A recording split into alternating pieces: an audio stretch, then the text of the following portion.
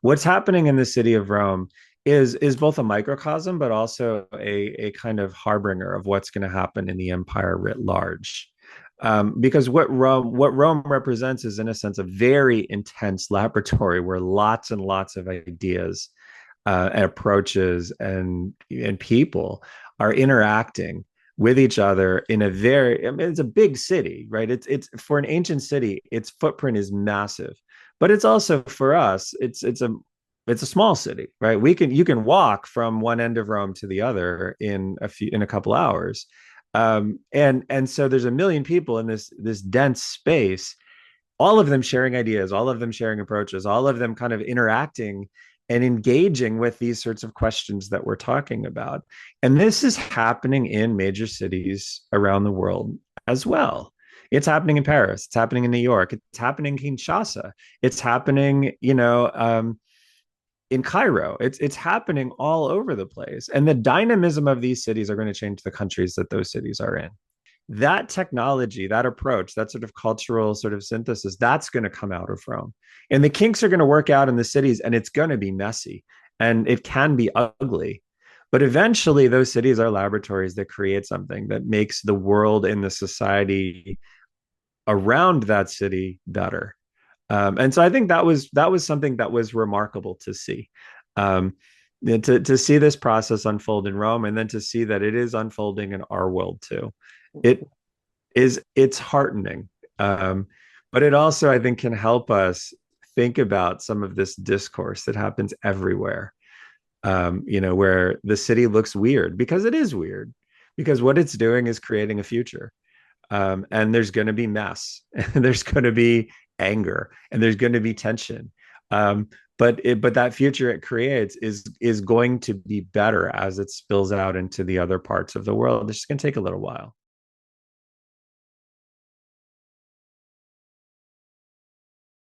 There is so much of the Roman history we could go into, but I would love to start at the Roman Empire. So could you give us a little background about the Roman Empire, kind of that period of time, how that came together for us, please? Yeah. So Rome starts out as a city-state in central Italy, and it has this remarkable ability to grow and incorporate new people. And so it starts out as a very small community, kind of on the periphery of really what's happening in the Mediterranean world. And if you imagine like civilization sort of spreading out of Mesopotamian Egypt, it gets to Italy quite late. And so if you were to say in, say, 200 years before the empire takes shape, there's going to be a state in the Mediterranean that controls the entire Mediterranean basin. Very few people would bet that it's going to be Rome. I mean, when the city is founded, this is a very much a backwater. But what Rome manages to do is expand in a fashion that brings in new people and new ideas, and makes the state stronger and more effective. And so Rome eventually achieves a dominance in the Mediterranean because Rome builds a community of people who are initially conquered, but eventually become Romans. And so this means that Rome becomes bigger, it becomes stronger, it has more resources, and it also has a culture that is remarkably adaptive. So when the empire actually takes shape, this is a process that results from the collapse of Roman representative government and the creation of something centered around a magistracy called, the emperor. And the first emperor, Augustus, creates this structure in part to make the state more adaptive, and also in part to keep himself alive because he'd done a bunch of horrible things in collapsing the republic. But what he realizes is there's probably about 60 to 80 million people living under Roman control by the time the Emperor Augustus dies.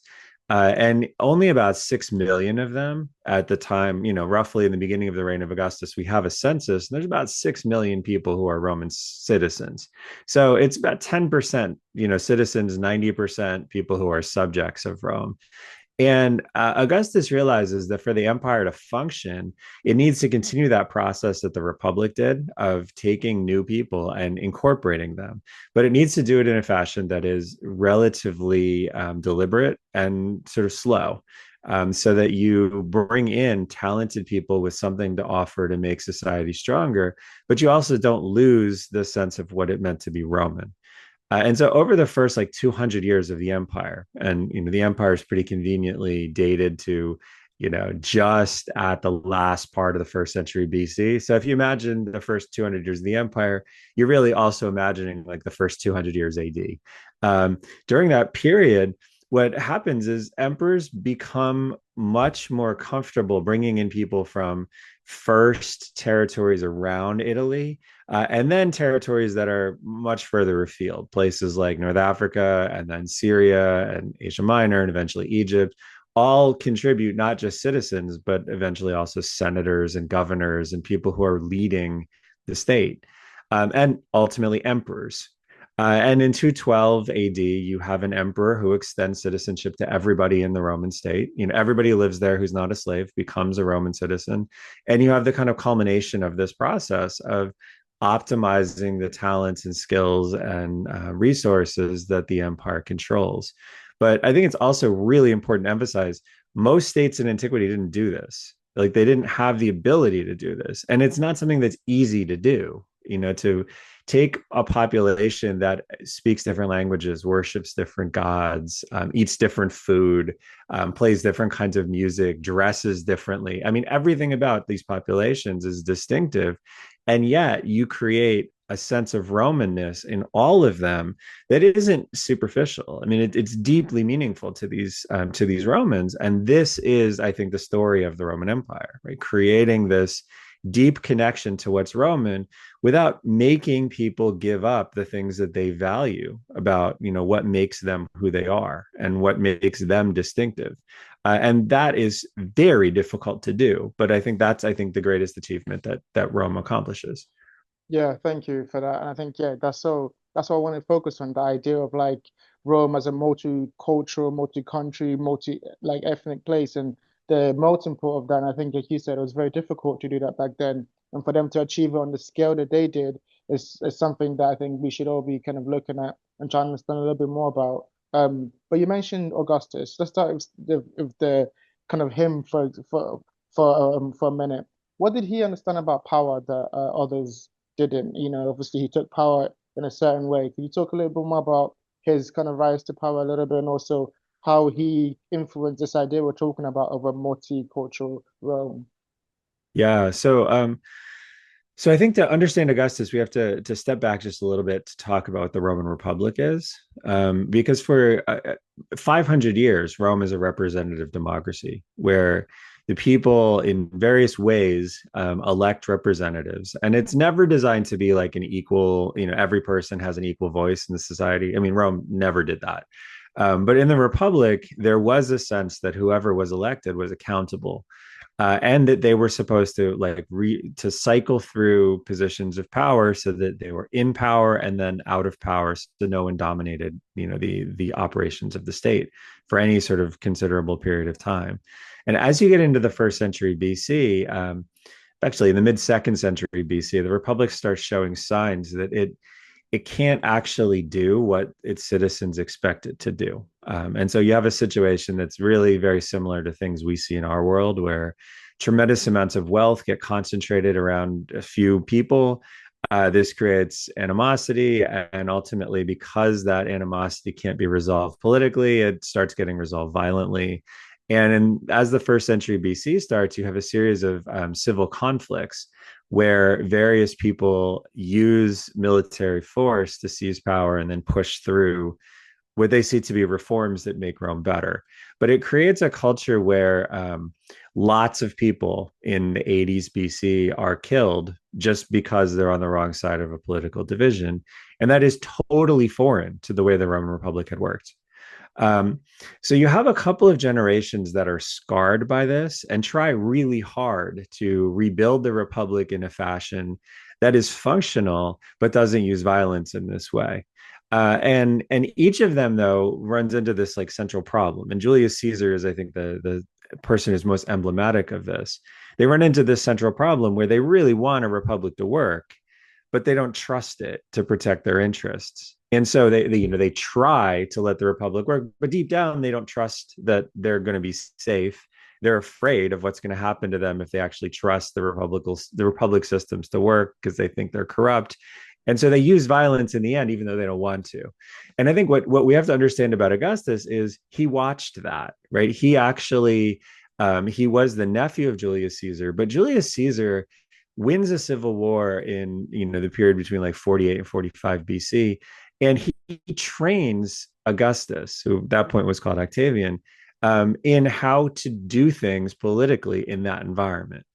And then Caesar's assassinated in 44 BC by guys that Caesar had pardoned because Caesar believed that ultimately the way you rebuild this state is you take people who opposed you and you give them a path to like reintegrate. And what Augustus understood was you can't do that. Right?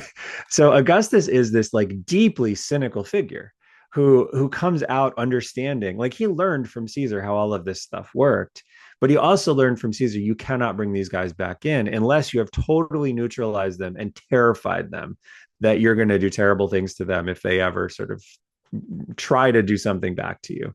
And so Augustus comes into his political career really violent, really willing to do whatever it took to get rid of his opponents because he understood that that was what it would take for him to stay alive. But what Augustus is also really capable of doing that is unique is he's extremely savvy. And so if violence occurs, he will do his absolute best to pin it on somebody else. Like, oh, my ally did that. I didn't do it, right? Like he signed off on it, but I was forced to go along with it. And so when Augustus ultimately wins the civil war against Antony and Cleopatra and takes Egypt and is the dominant figure in the Roman state without question in 30 BC, what he's able to do is say, yeah, all that terrible stuff that I've been doing for the last 15 years, yeah, is that really my fault? And I'm kind of sorry it happened. So like, let's reconcile. But the reconciliation is also sort of tinged with, and by the way, I don't need to say it, but if you do anything like this again, like I will kill you. And the bad things that happen to other people, I'll do them to you too. But you don't need to worry about that because I really don't want to do bad things. I'm really a nice guy. And this is kind of the genius of Augustus, is everybody knew that this guy was absolutely brutal, right? Like sociopathically brutal. And he would take people, he would destroy people, he would kill people. Like if he needed to do it, he would do it. But he's also smart enough to realize when that is necessary and when you can afford to be kind of magnanimous and when you can afford to say, yeah, you did something wrong, but I forgive you because I'm a better person than you, and he'll remind you that he's a better person than you, and he'll let everybody in the world know he's a better person than you. And you can either swallow it or die. So this is, I think, the genius of Augustus is he realizes that you can and sometimes must use violence if you're going to be a dominant figure in Roman political life, but you also need to build a system so that people can pretend that they are not being intimidated by you. And generally, they'll trust that the system will work as long as they're not challenging you. And so what Augustus creates is an imperial system that is really all about giving people incentives to participate in the system while also reserving for himself the power to destroy anybody who refuses to sort of play by his rules. And then the other thing that Augustus realizes is for this system to be sustainable, he needs to start bringing in really powerful people who are not part of the Roman structure yet. And so we have these accounts written by people from like Jewish elites from the city of Alexandria in Egypt who write about getting Roman citizenship because what Augustus is doing is realizing like these are really wealthy, smart, capable people who have the potential to provide him with a power base, and he can provide them with a way to get into that Roman system, and they will be intensely loyal because he's giving them something valuable. And it also creates a larger base of power that sidelines some of the people who might be upset about stuff that he did in the 40s and 30s BC. And so this sets a model for how the empire is going to work, right? You can continually, you can and need to intimidate people who might oppose you. You need to provide a path for reconciliation, but on your terms in a fashion that doesn't threaten your authority. You need to incentivize people to work along with you. And you also need to incorporate new people so you continually expand the power base with people who are grateful to you and therefore intensely loyal to you. And this is the model that emperors are going to use for the next like almost 200 years. And in that model, then how does the Roman people look at themselves? How do they look at identity? How do they look at themselves in relation to the kind of like expanding empire that they're now building? If you were to ask someone back then, what does it mean to be a Roman? What's some of the things that they would say? Yeah, so I think that what they would say is it's a political identity. But it's a political identity that's expansive and doesn't make them give up other aspects of their identity. So, like when Philo of Alexandria, who is this Jewish intellectual, talks about what Augustus creates, he says, "Look, like he creates a Roman citizenship that also allows us to be Jewish." And so we are totally Roman, right? We're excited about imperial power. We're excited about this structure. But, he doesn't make us worship gods that are not our gods. He doesn't make us change our eating habits so that we don't keep kosher anymore. He doesn't make us change anything about being Jewish. He just gives us some other aspect so we can identify and participate and be enthusiastic about this political participation that we have as a Roman. And I think what you see across the period of this 200 years before universal citizenship is extended is the people who get this position as a Roman citizen, as a sort of member, a full member in this political community, are enthusiastic about it. They realize they've been given something. But you also see a very interesting dynamic among the people who already have that Roman citizenship. So, like, I think in the United States, one of the things that you sometimes see is um, the immigrant community that was stigmatized and sort of seen as other once there is a new group that comes in, they then become in a sense the most kind of aggressively protective of their American identity. So so in the early 19th century, you have lots of Germans who come in, and then you have waves of Irish migration, and you have tension between the German and Irish, because the Irish are newcomers and therefore you're going to target the Irish. And then you have Irish and Southern Europeans, and then you have Southern Europeans and people from, say, other parts of the world, starting with the immigration reforms of the 1960s. And so you just see like each group that has achieved this membership becomes intensely protective of what they've achieved. And they begin to then sort of shift to, well, we're suspicious of the next people who are getting this.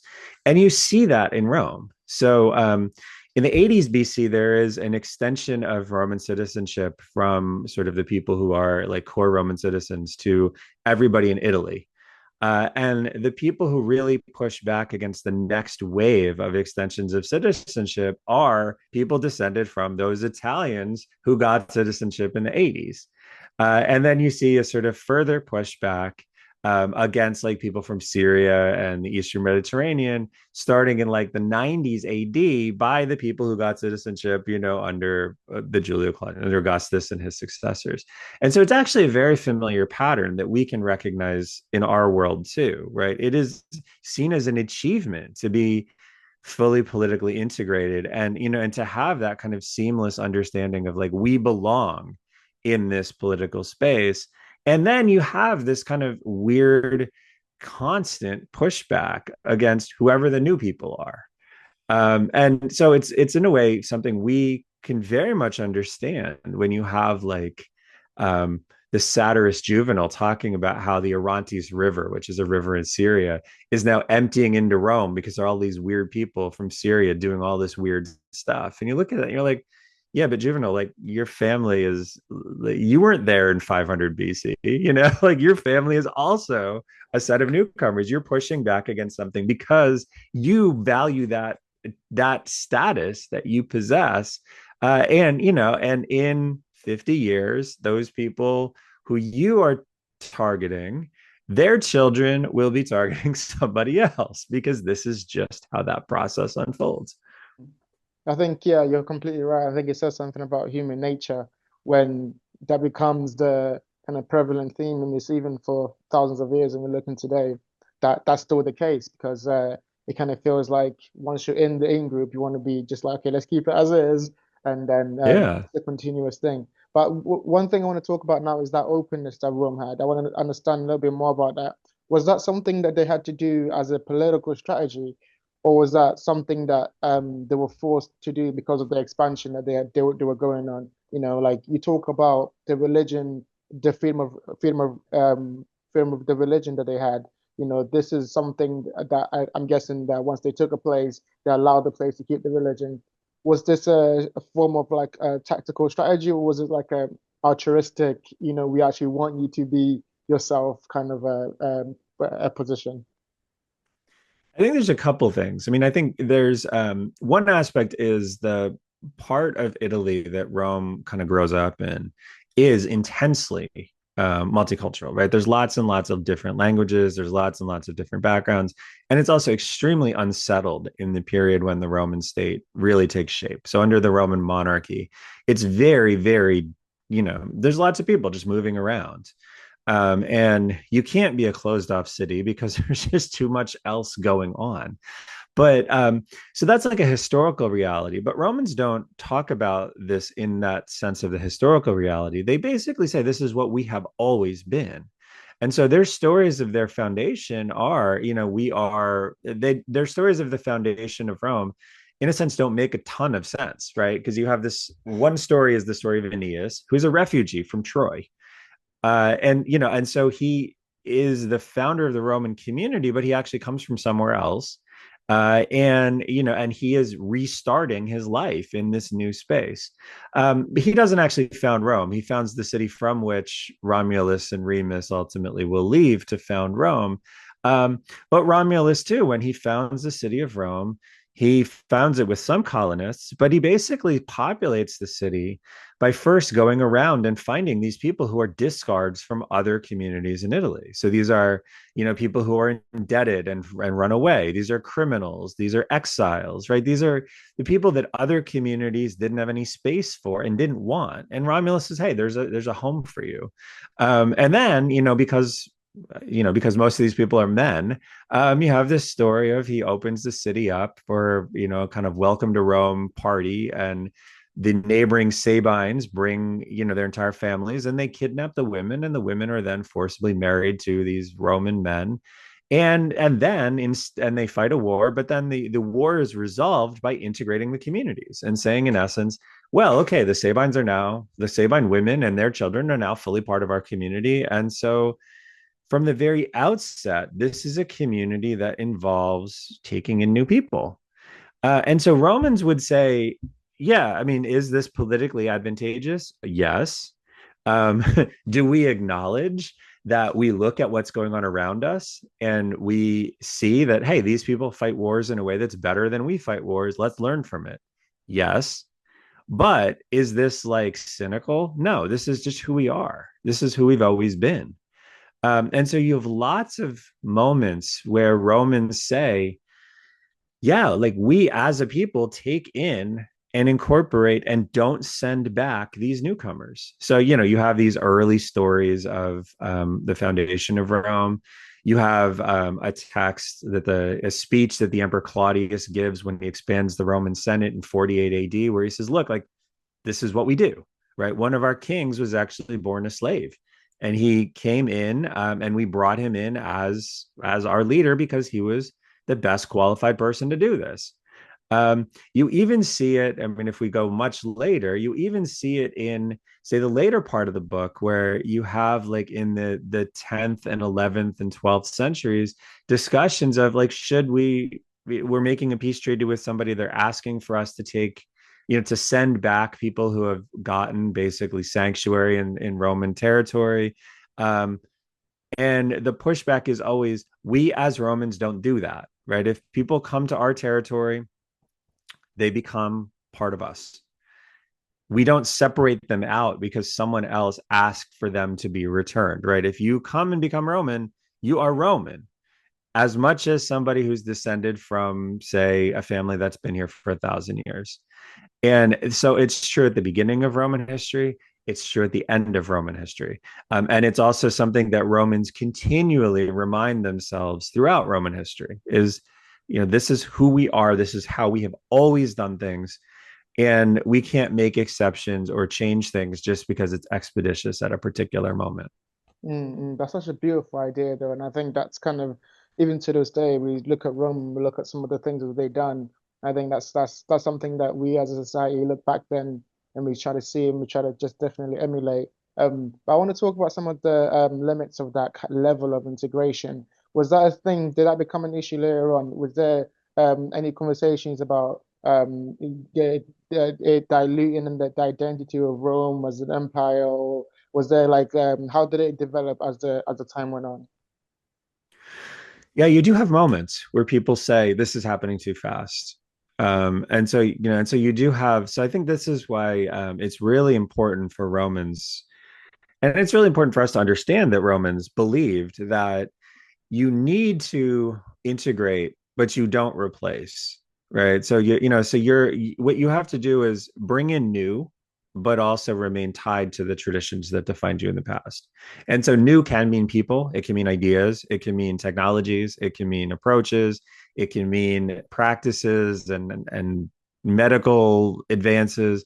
All of these things are welcome in Roman society as long as they don't fundamentally break the tie to what made Rome successful in the past. And there are moments where people say, yeah, it's moving too fast. And some of those moments are like ridiculous, right? So there's a guy, there's a major military victory in the Eastern Mediterranean where the Romans basically steal a bunch of stuff from wealthy cities around the Aegean and they bring them back in. There's a triumphal procession where they're displaying all the stuff they stole. And one of the things they steal is one-legged like pedestal tables, right, with one leg. And you have somebody who says, well, the decline of Rome has now started because Romans now are using pedestal tables instead of tables with four legs. And you look at that and you're like, okay, that's just ridiculous, right? Like that's the stupidest thing ever. But you do have reactions like that by people who say, well, there's too much, Greek influence in the second century BC. So we need to kick out all the Greek doctors and philosophers and rhetoricians and get rid of all this Greek influence because it's going to destroy what makes Rome what Rome is. Um, that's stupid, but it does highlight a real tension in Roman society where things are changing too quickly and people are feeling like, they're disoriented because they don't understand how the world they grew up in connects to the world they're living in now. But I think what you also see in Roman history is like those moments, they tend to kind of stabilize. So the guy who's really most aggressive in pushing against Greek influence is a guy named Cato. So this is Cato the Elder, who is like, oh, let's get rid of all of the Greek philosophers and Greek teachers and Greek thinkers, and like let's get rid of Greek influence. To the point where he actually lets like some of his family members die of diseases that Greek medicine could have treated because, well, like we Romans, we use like herbs. We don't use, medical treatment. But then one of Cato's descendants, Cato the Younger, actually is one of the leading Stoic philosophers in Roman history. And Stoicism is a Greek philosophy, right? So his ancestors trying to kick out the very people who are bringing in the ideas that are ultimately going to guide the lifetime of Cato, guide the lifestyle and approaches of Cato the Younger. So it's the same family. And just in the course of a few generations, you have something move from being so weird that you're advocating for it to be eliminated to almost 80 years later you have someone from the same family guiding their life by this. It's really, really remarkable, and I think that's also a lesson for us, right? These moments, and I think in a lot of countries we're seeing this like really intense reaction against what seems like a set of processes that are unfolding so quickly that people don't really see the connection of the modern world to the world they grew up in. That will stabilize. I mean, Rome shows that that can stabilize, and it does stabilize. And ultimately, what comes out of it is something better, something stronger, and not something that's not Roman. Just a different version of a Romanness that still is tied to that tradition.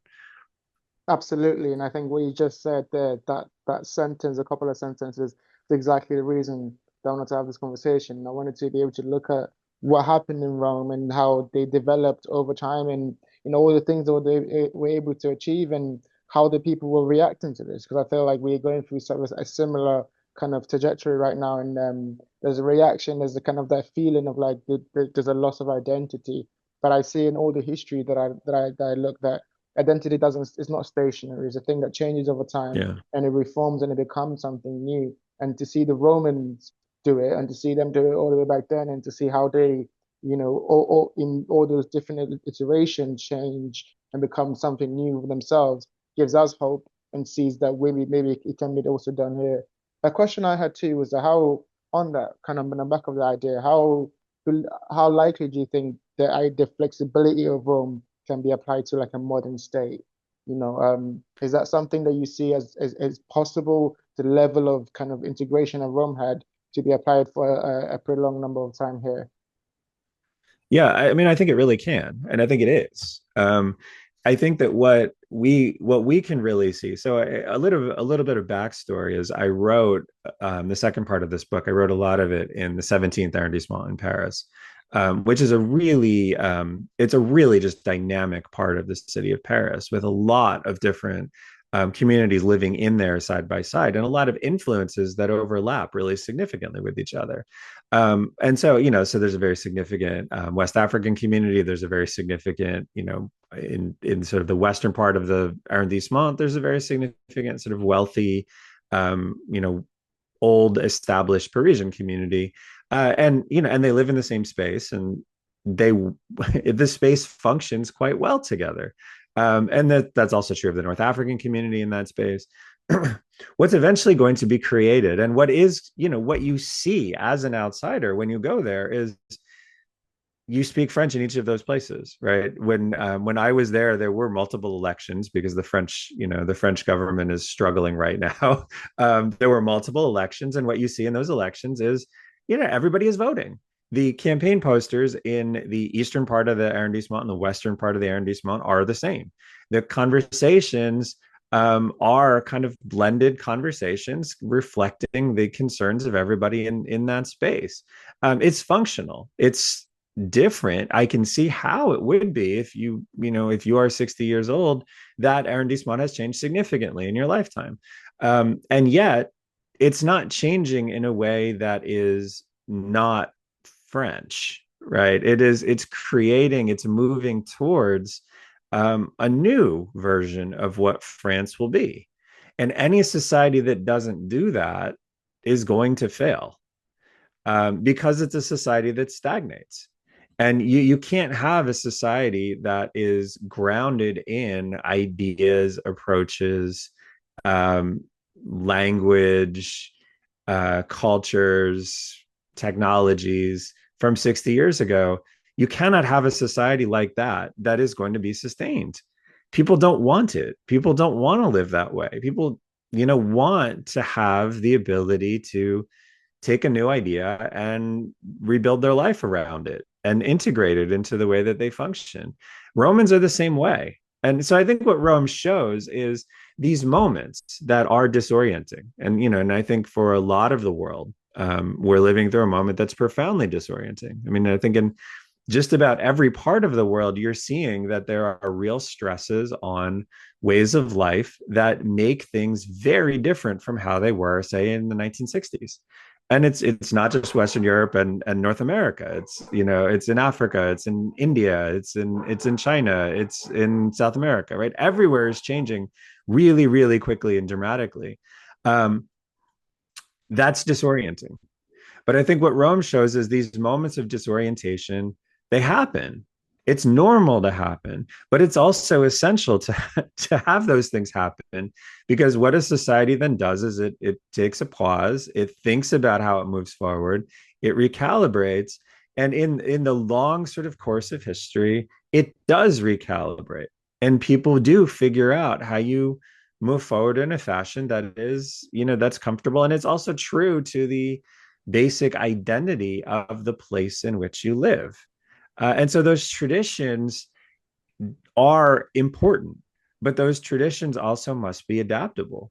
And I think what Rome shows is they do adapt, and people do find a space where they can bring in new ideas. They can bring in new foods. They can bring in new religious practices. They can bring in and accept that this is making their world better, by also understanding that it is not going to fundamentally break the nature of what their world is.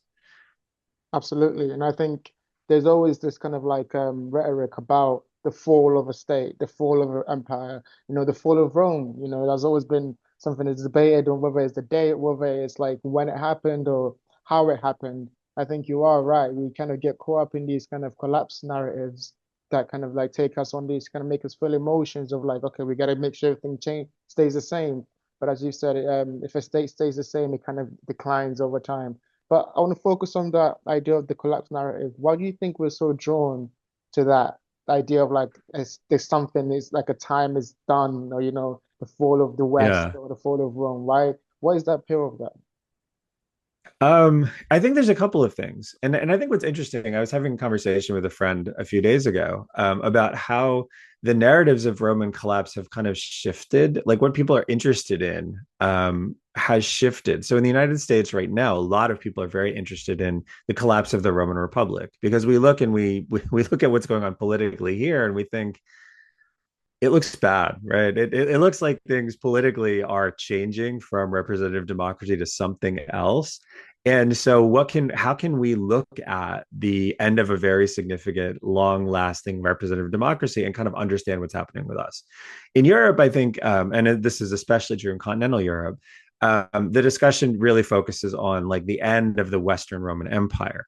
And that is a story that I think is not told correctly, but it's a story of basically failed integration of essentially Goths and Germans into the Roman state. And I think what I think that represents is a different sort of anxiety than you're seeing in the United States, where um, we are looking at a particular type of collapse that is not, I think, immediately the one people in Europe are thinking about. But I think both of these things are metaphors in a way because Rome is so significant. I mean, Rome is so powerful; it lasts for so long, and so its end point is something that we're very interested in using as a metaphor to think about the world we're in right now. And those metaphors are somewhat imperfect. The collapse of the Roman Republic took a very long time. It involved multiple generations of people trying on some level to save this before it ultimately didn't prove savable. The collapse of the Roman frontier in the Western Roman Empire, it also is it's a lot more complicated than just there are a lot of immigrants and Romans don't know how to integrate them. I think what initially happens is Rome does know how to integrate these immigrants, but what happens in the initial migration in the 370s that ultimately brings in a group of people who are the first to declare independence from the Roman state is too many people come in the wrong places, and the Roman state had prepared for one type of immigration, and they got a different type, and they did really struggle to resolve that. But when you start looking at what happens across the 100 years after that initial sort of failure, you see a lot of Romans basically deciding to give up. So a lot of the major cities in Western Europe that fall to barbarians don't fall to barbarians because the barbarians conquer the city. They fall to barbarians because the Romans open the gates to them. And for some of them, this occurs really for self-centered and very sort of personal reasons.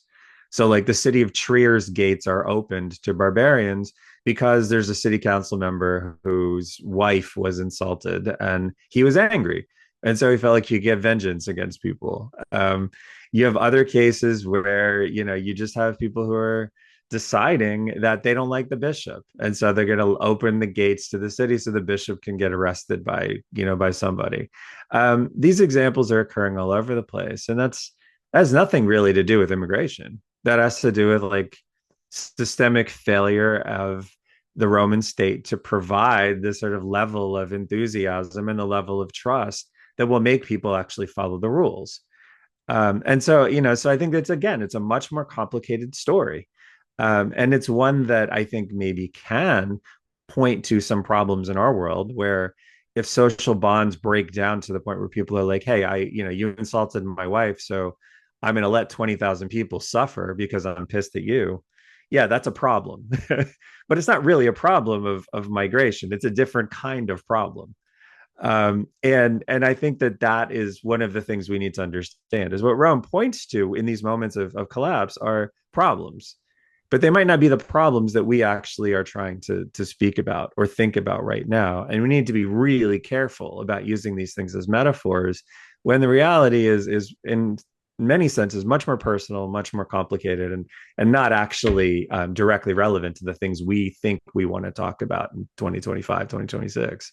Absolutely, absolutely. And I think it's kind of it's really funny how these anecdotal kind of experiences and play a part in these history when you look at it retrospectively. Like that story about the guy being angry at someone, insulting his wife and opening up the gates. That's such a human story about like, no, it's actually not Yeah. this grand thing that happened. It's just this guy just really did not like what someone said, and retrospectively is looked at in such a way. I want to, you mentioned about, the difference between, I guess people feeling disillusioned by the state, by the Roman state and how that led to these experiences and how that led to like that played some part in the fall of Rome, should we say. Could you talk a little bit more about the West and the East and how, I think in your book, one thing you do really well is, you take the idea of the fall of Rome and you show how complicated it is and you show how it's not just one thing, and for example, the West were people who kind of over time lost faith in the idea of what Roman Empire was, while the East fought for the identity and kind of tried to kind of keep that. Can you talk about the differences and like how that came about? Yeah, I think when you look at some of the sources, especially the stuff written in the West between, say, like the 420s and like the 460s or 470s, what you really do see is the Western state is governed by a sequence of pretty terrible emperors. I mean, just guys who are remarkably incompetent, but stay in power for a long time. And they stay in power for a long time because it's advantageous to the people around them to keep a weak and in some cases stupid emperor in charge, because they can exploit them. They can like let them do whatever it is they think they ought to be doing as emperor, while the actual policy work is done in many cases corruptly by people who are just looking to benefit from the access they have. And that has a trickle down effect. So some of the authors that we look at, like a guy named Salvian of Marseille, who's a bishop who's writing about this moment, he says, what ended up happening is you have barbarians who are ravaging the countryside. And what the central government does is it requires people to pay special levies so that you can, rebuild the walls and hire, new troops and, just engage with the barbarian threat. And what ends up happening is they delegate this to people who are like leaders in local communities. And instead of actually doing the work that the government is asking to do, they collect the taxes, but then they pocket the money. And Salvian says, like, what are you going to do, right? If you're a Roman citizen and you pay these special taxes and these guys basically are not, they're just taking the money and keeping it. And they're not actually protecting you. Why do you trust that state? And why would you trust that state? And I think the feedback loop has broken where the emperor is too stupid or too incompetent to actually care or know about what's going on in these regions. And so he asks for things to happen. The state still has enough authority that people will listen to it, but then they see that the resources that they're providing to the state are just being sort of thrown away. Then they stop listening. And so it's this combination of bad governance, creating corruption, which then creates a loss of faith in the state, which then ultimately leads to this kind of behavior of like, well, if the state doesn't do anything anyway, like why don't I let barbarians in to punish the guy who pissed me off because he insulted my wife? Or why don't I let barbarians in on the condition that they don't sack my property and they just sack the property of the people I don't like? And so I think that this is what happens in the West is the state really it loses the trust of the people living in it because from the top down it has become kind of incapable of recognizing when it's not doing what it's supposed to do. And that has a lot to do with the personalities who are running things. In the East, I'd like to say they have better emperors, but they don't. Um, the emperors in the first part of the fifth century are pretty terrible in both the East and the West. They're not interested. But in the East, you do actually have groups of people around the emperors who are much more capable and much more, they're serving the state much better than the people who are around the emperors in the West. But the other thing is the East just, it doesn't have conditions that create that loss of faith in the state. And it's lucky that way, right? It's separated from the main barbarian invasions by the fact that you have the Mediterranean Sea and the Aegean separating the main population centers in the East from people like Huns and Goths, and then it does fight a couple of large wars against the Persians in the fifth and sixth centuries, but those are relatively limited. And in those cases, the resources that are um, allocated for defense, they're actually used for defense. They're not pocketed. The state is capable of making sure that the money is actually being used how it's supposed to be used. And it also manages successfully to defend its territory when it takes these special resources and puts them towards the defense of that territory. And so the state maintains the confidence of Romans in the East, largely because it still works. And in the West, and especially in, say, the Northwest and in Spain, it doesn't work. And so people really don't have any great incentive to continue to be Roman when, as Salvian says, like that identity doesn't, the state kind of gave up on you. So why wouldn't you give up on the state? And I think Salvian is exactly right. I mean, that's a totally normal thing for humans to say. Yeah, yeah, absolutely. And I think, listening to you speak, I think you hit the nail on the head when you talk about the corruption and how that trickles down. When it's a corruption at the top, then the people feel like, oh, all these taxes and all this work and all this kind of pride I have in the state, is going to waste. And, I think that seems to be the thing that, over time will kind of deteriorate people's confidence in the state. So I want to come to like now to our modern kind of climate, looking at what we just spoke about for Rome and what led to their kind of lack of faith in the state. What are some things that we can learn about that experience and that kind of period of time, about how we can apply it to today to kind of avoid the same kind of pitfalls? Yeah, I think that it's really, really important to step back from the kind of rhetoric that you're seeing in a lot of the world, about the state's so broken that we can't do anything, and we need to fire everybody, or we need to like gut the bureaucracy because everything is just so corrupt that there's just no real hope of reforming it. Once you say that, then you really do start to cut at those threads that make political meaningship and membership in a political community meaningful. So in the U.S., we've been hearing this stuff for, I mean, more than 15 years. In the UK, you're starting to hear it. Farage and others are saying this, in a significant way.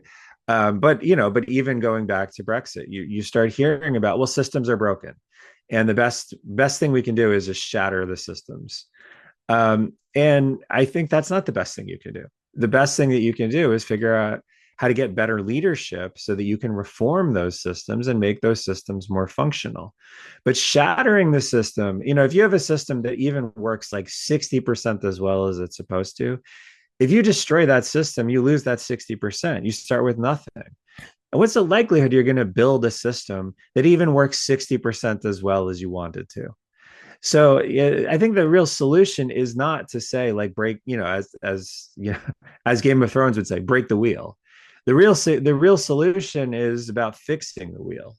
Figuring out how something that doesn't work well but sort of works can be made to work better, because all of our systems, they're not perfect. I mean, none of these systems anywhere in the world, no government, no administration, no bureaucracy is perfect.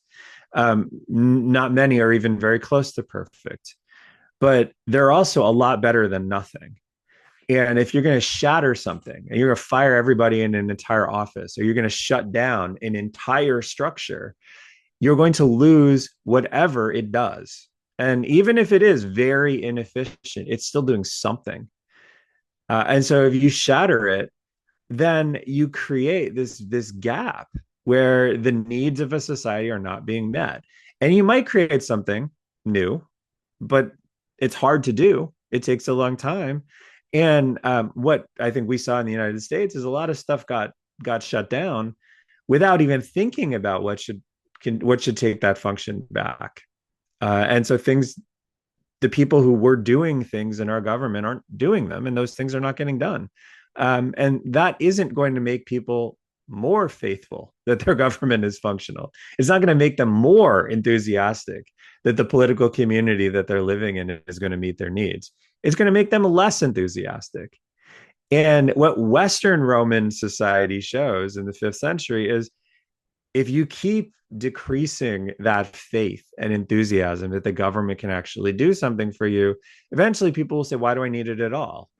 Right? Like, if I just do this thing that benefits only me, well, like, that's good for me. And why do I need any kind of collective benefit from anything? Because everyone is just kind of in it for themselves anyway.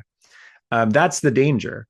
And I think we're at a very early point in this, where a lot of the systems of the 20th century, yeah, they don't work great, but they can be made better. And that's really the thing we ought to be doing, is making them better, not like scrapping them without any replacement and assuming that our civic life is going to become somehow better and more improved and people are going to be more enthusiastic about it. They won't. Rome shows that. They're going to get less enthusiastic, and complicated political communities are going to start to break down because people will start thinking about their own interests, since the collective interest is, not super important to them at that moment. Absolutely. And I think, I always say, like, when I think about my audience, kind of my generation, there is this kind of like lack of faith in institutions because of what's come before, and like some of the rhetoric you're talking about, that's some of the kind of arguments I hear around me when I'm speaking to people around me, people my age, where it's like, oh, these systems are done, let's completely change it. My conversation, my kind of rebuttal is like, okay, and replace it with what? And like, how do we Yeah. replace it? What do we understand about these systems? How did they came into part? It's like the idea of, like, Chesterton's fence. There's a fence in the field and you don't know why it's there. Do you get rid of the fence, or do you find out why it's there?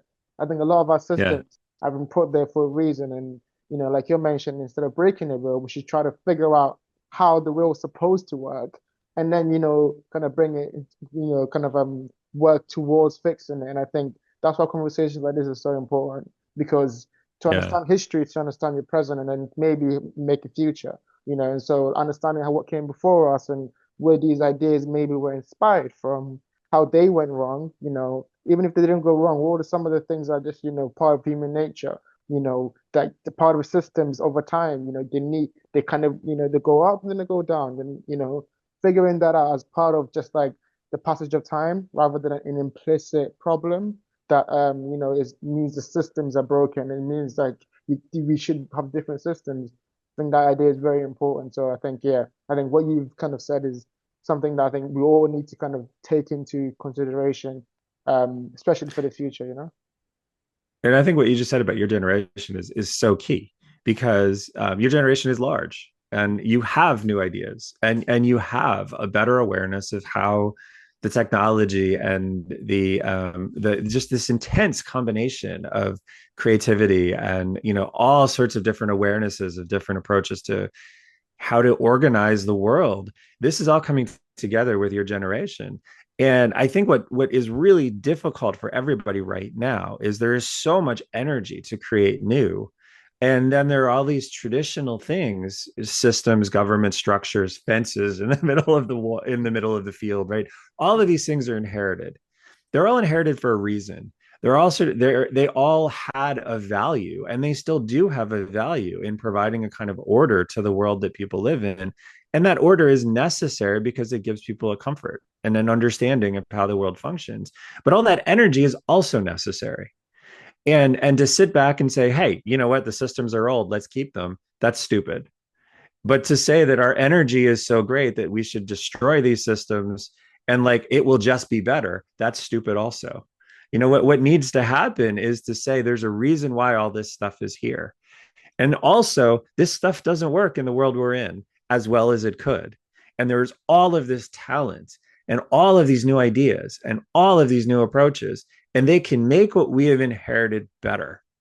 And I think the Roman genius is to many times fail, but to always try to take what you've inherited and take those energies and ideas and approaches and like new invented concepts and apply them, and try to be sure that what you inherit and what you're creating, they're in contact with each other, and you give people the sense that you're moving things in a direction that doesn't destabilize where they've been before, but makes what was there before better.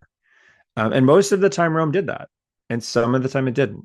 And when it didn't, the results were really catastrophic. And we can learn, I think, from both of those things, right? If you scrap a system just because you feel like scrapping it, you better know what you're going to replace it with. And if you don't, you're going to have a real problem. Augustus knew what he wanted to replace it with. Figures like in the 11th century who are scrapping things kind of like wholesale without really understanding what they're doing, they didn't have a plan, and it was catastrophic. And I think we need to understand we have the tools to take the things that made our society functional in the past and update them so that they work for your generation. We just need to be willing to do it. And we need to be willing to acknowledge we can't change everything. We shouldn't change everything, but we shouldn't keep things the same either. That process needs to be sort of grounded but dynamic. And that's what makes the society really functional. Absolutely. And I think you mentioned, and as I read in your book, like one of the things that made Rome so kind of like successful was that finding that balance and that dynamicness and understanding that was actually very important to the identity of what Rome was, and like not getting bogged down on one identity, but integrating different identities and changing over time. Final question I have for you is that Yeah. what we've talked about today about Rome and identity and change, is there something that Rome did, or is that something you learned in your research that gives you hope about this kind of period of time that we're going through, that you can see on the other side of this, there may be something that, will come out that's actually flourishing? I think that what was interesting, especially because I wrote a lot of this book in major cities that are undergoing things like this. I mean, I wrote significant pieces in Rome. I also wrote very significant pieces in Paris. We tend to look at cities as these strange places that don't connect to, especially in the US, right? The cities don't connect to the real America, right? The real America is, this vast space that is an urban. I think that what you see in Rome is what happens in the city, and so the city of Rome has 1 million people. The empire has somewhere between 60 to 80 million. What's happening in the city of Rome is both a microcosm, but also a kind of harbinger of what's going to happen in the empire writ large.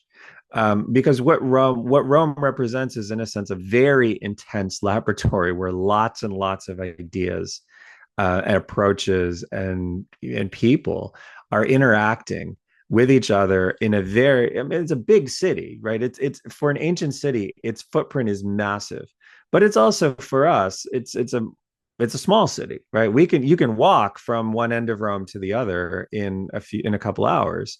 And so there's 1 million people in this dense space, all of them sharing ideas, all of them sharing approaches, all of them kind of interacting and engaging with these sorts of questions that we're talking about.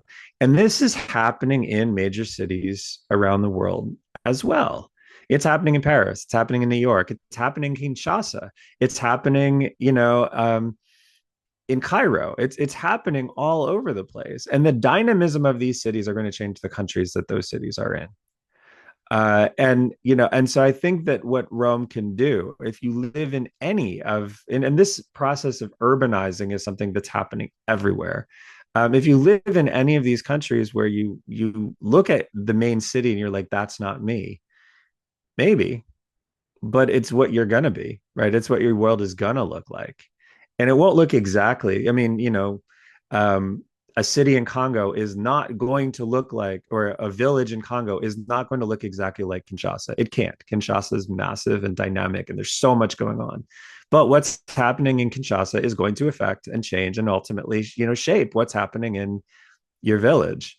And the same is true if you're in rural France. What's happening in Paris is going to ultimately be sort of filtered through society and change, and in a good way, with a lot of the kinks kind of worked out. And I think what you see in Rome is that major city is a laboratory for figuring things out. And the stuff that doesn't work in the major city of Rome, it tends not to trickle out to the other places. But once they figure out how to take, Christianity and create a structure so that it functions in an urban environment in a fashion that isn't disruptive, but also is sort of inspirational and can attract new believers, that technology, that approach, that sort of cultural sort of synthesis, that's going to come out of Rome. And the kinks are going to work out in the cities, and it's going to be messy and it can be ugly. But eventually, those cities are laboratories that create something that makes the world and the society around that city better.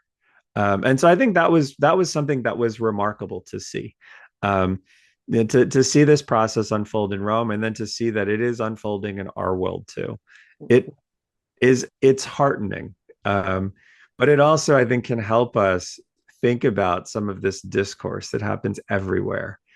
Where the city looks weird because it is weird, because what it's doing is creating a future. And there's going to be mess, and there's going to be anger, and there's going to be tension. But that future it creates is going to be better as it spills out into the other parts of the world. It's just going to take a little while. That's a beautiful message, and I think you're completely right. And if I was to like speak to my audience, I think that message gives us a kind of responsibility, almost, also agency, because like you said, there's a lot of like apathetic view about the state of the world and kind of like what can we do? But that message kind of shows that what you do in your small kind of like city, what you do in your community, how you kind of try to learn from other like cultures and other identities, that kind of will kind of spiral out and affect the larger country at large, and make a change. So I think, yeah, I've learned so much from this conversation and from reading your book. I think it's really interesting to look at Rome from the perspective of identity and from the perspective of culture and how they kept all these different cultures intertwined and how they kept them all under one umbrella of what Rome is, rather than just looking at it from the military or the kind of like the kind of like the arts or something like that. I think all that plays a part into how they kept all these people together. So thank you for kind of sharing that with us. Oh, absolutely. This was wonderful. Thank you so much for having me. And this was a really outstanding and fun conversation. Where can people check you out if they want to kind of see more of your stuff and see what you're up to next? So I have a YouTube channel. It's called Rome's Eternal Decline. We do a lot of talking about Roman history and occasionally some modern stuff as well. And then I have all of my books are available on Amazon, and and I'm around. So Well, thank you very much. Thanks so much for your time today.